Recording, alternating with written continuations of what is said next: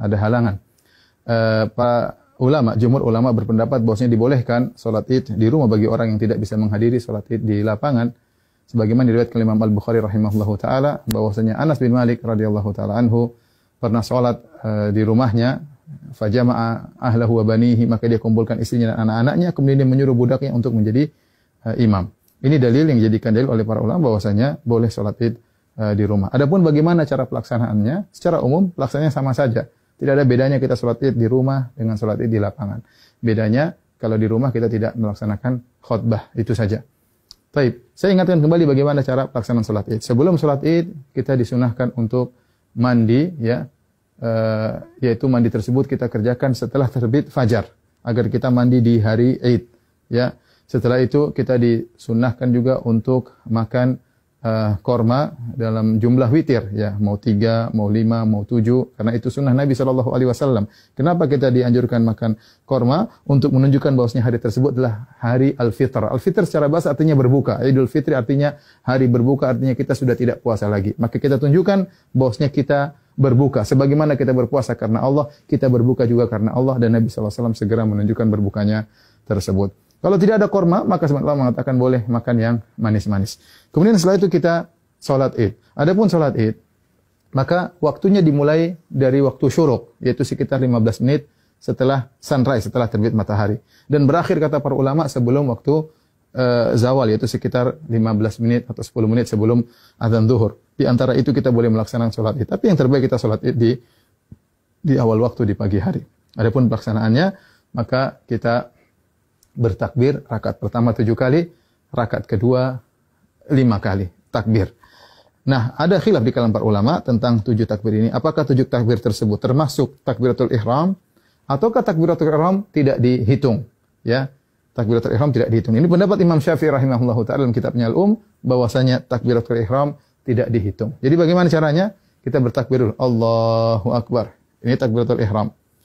Kemudian kita baca doa istiftah. Setelah kita baca doa istiftah, baru kita bertakbir 7 yang disebut dengan takbirat zawaid, takbir tambahan. Kita takbir Allahu Akbar. Allahu Akbar. Nah, apakah di antara takbir ini ada doa khusus? Tidak ada dalil, ya, dari Nabi SAW. Nabi pernah disebutkan membaca sesuatu di antara takbir-takbir tersebut. Oleh karenanya, pendapat mazhab Maliki tidak ada bacaan. Namun sebagian ulama berpendapat boleh membaca sesuatu seperti mazhab Syafi'i. Kita boleh bertakbir, boleh bertahmid, boleh bertahlil di antara takbir-takbir tersebut. Kita ulangi, kita Allahu Akbar, takbiratul ihram, kemudian kita baca doa istiftah, kemudian kita takbir 7 kali. Allahu Akbar 1, Allahu Akbar 2, ya, Allahu Akbar 3. Antara takbir satu dengan yang lainnya kita ada jeda sedikit, apalagi kalau kita jadi imam, agar makmum di belakang bisa mengikuti kita. Kita lanjutkan Allahu Akbar 4, Allahu Akbar 5, Allahu Akbar 6, Allahu Akbar 7. Setelah itu kita ta'awudz, kemudian kita baca Al-Fatihah. Setelah baca Al-Fatihah, kemudian kita baca surat. Nah, surat ini kita bisa baca, disunahkan baca surat Sabbihisma Rabbikal A'la, atau kita baca surat Qaf, ya. Salah satunya sunnah, seandainya seorang baca surat yang lain juga tidak jadi masalah. Setelah kita selesai baca surat, maka kita ruku, Allahu Akbar, ya, seperti biasa. Kemudian kita sholat, sampai kemudian kita pada rakaat, mau naik ke rakaat kedua, tatkala kita sujud, ya, kita sujud, kemudian kita mau bangkit ke rakaat kedua, maka kita bertakbir. Allahu Akbar. Ya. Nah, takbir dari sujud menuju ke rakaat kedua namanya takbir al-intiqal. Yaitu takbir perpindahan dari satu rukun ke rukun berikutnya, dan itu tidak dihitung, tidak dihitung. Nah, rakaat kedua kita bertakbir 5 kali. Takbir tadi enggak dihitung, kemudian kita takbir lagi. Allahu Akbar. 1, Allahu Akbar. 2, Allahu Akbar. 3, Allahu Akbar. 4, Allahu Akbar. 5. Kemudian kita baca Al-Fatihah dengan jahar.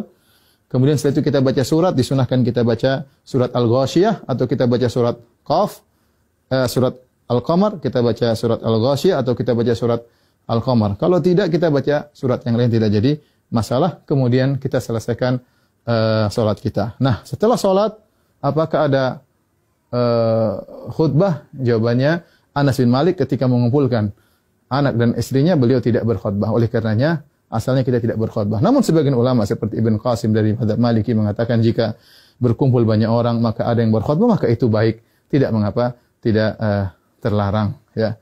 Demikian tata cara singkat ini, semoga bermanfaat bagi kaum muslimin. Semoga Allah menerima ibadah kita. Wabillahi taufik. Assalamualaikum warahmatullahi wabarakatuh.